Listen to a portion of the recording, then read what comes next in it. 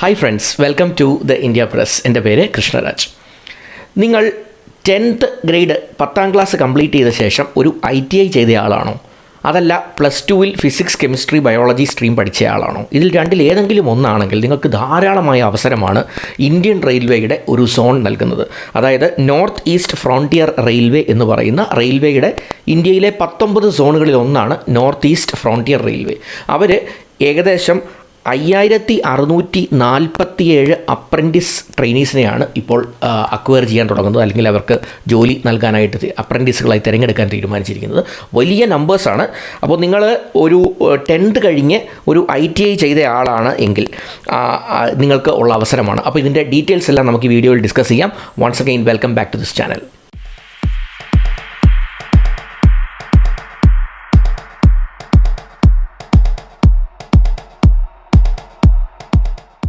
ഇൻട്രൊഡക്ഷനിൽ ഞാൻ പറഞ്ഞതുപോലെ ഗുവാഹട്ടി ആസ്ഥാനമായിട്ടുള്ള ഇന്ത്യൻ റെയിൽവേയുടെ 19 സോണുകളിൽ ഒന്നായിട്ടുള്ളതാണ് നോർത്ത് ഈസ്റ്റ് ഫ്രോണ്ടിയർ റെയിൽവേ.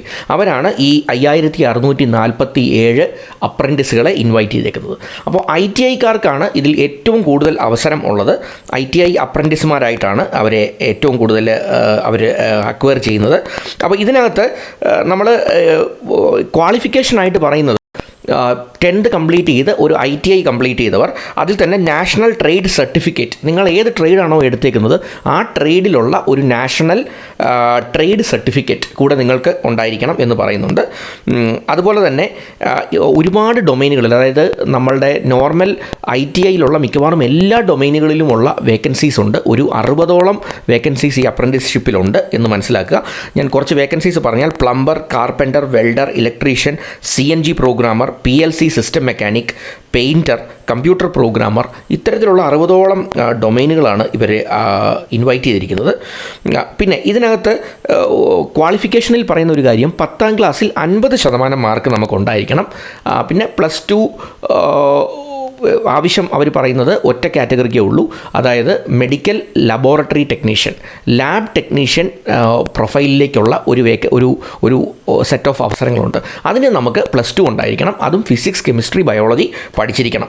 അതല്ലാത്ത ബാക്കിയുള്ളതിനെല്ലാം 10th 50% മാർക്കോടെ കംപ്ലീറ്റ് ചെയ്ത് ഒരു ITIയിൽ നിങ്ങൾ ഈ പറഞ്ഞതിൽ ഏതെങ്കിലും ഒരു ട്രേഡ് നിങ്ങൾ എടുത്തവരാണെങ്കിൽ നിങ്ങൾക്ക് ഇതിൽ അവസരമുണ്ട് എന്ന് ഓർക്കുക.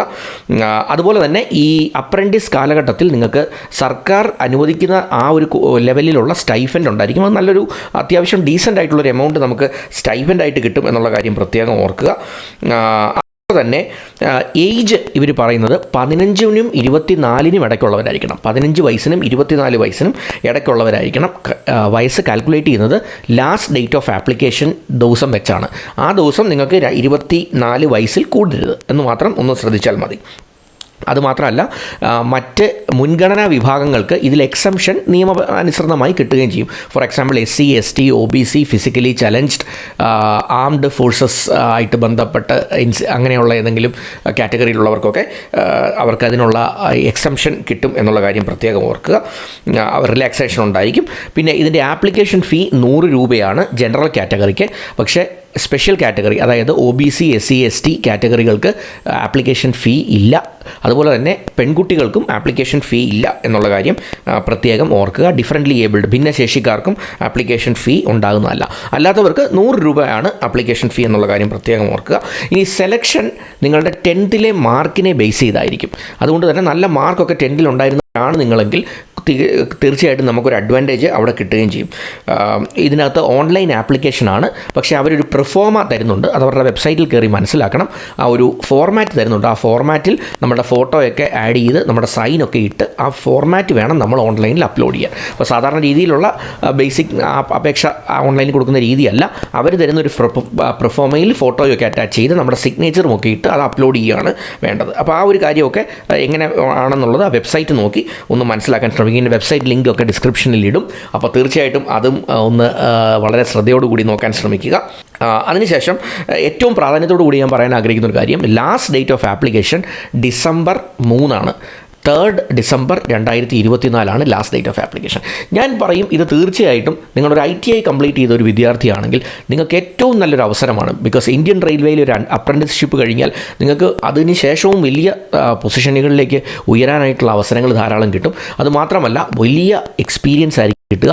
അതിനേക്കാൾ ഉപരിയായി നല്ല ഒരു സ്റ്റൈഫൻഡ് റെയിൽവേയിൽ നിന്ന് നമുക്ക് ഇതിൽ പ്രതീക്ഷിക്കാനും സാധിക്കും. അതുകൊണ്ട് തീർച്ചയായും സമയം കളയേണ്ട. നിങ്ങൾക്ക് എലിജിബിലിറ്റി ഉണ്ട് എന്ന് ഉറപ്പായി കഴിഞ്ഞാൽ ഒട്ടും സമയം കളയാതെ ഇതിനുവേണ്ടി ഒന്ന് അപ്ലൈ ചെയ്യാൻ ശ്രമിക്കുക.